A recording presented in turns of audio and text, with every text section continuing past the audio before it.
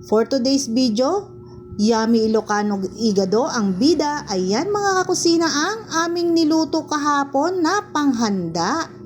Bago ang lahat, syempre i-marinate muna natin ang ating meat.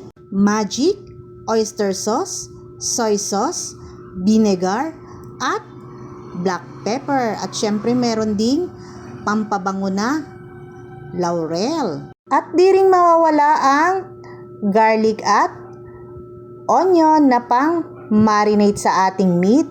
Mas matagal na pagkakamarinate, mas malasa, mas masarap.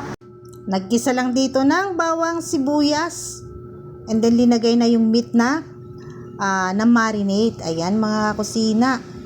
Medyo matigas yung ating meat dahil linagay namin sa freezer.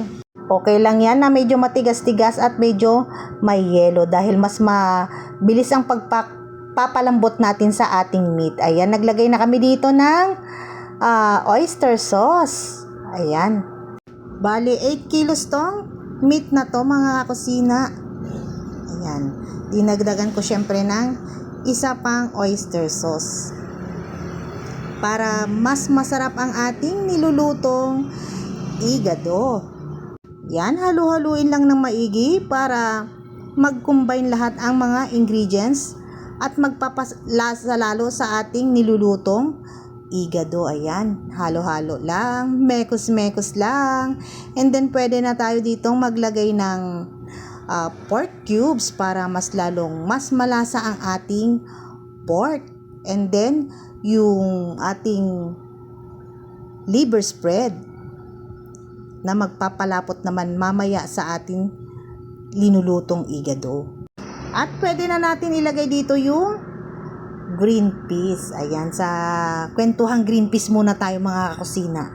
Alam nyo bang ang green peas ay hindi ko kinakain dahil allergy ako dyan. Ayan, matitegi bells ako pag kumain ako ng green peas. Ayan, tuloy na natin. Ayan, linagay ko na dito yung atay. And then susunod ko naman ilagay dito yung patatas at ng carrots.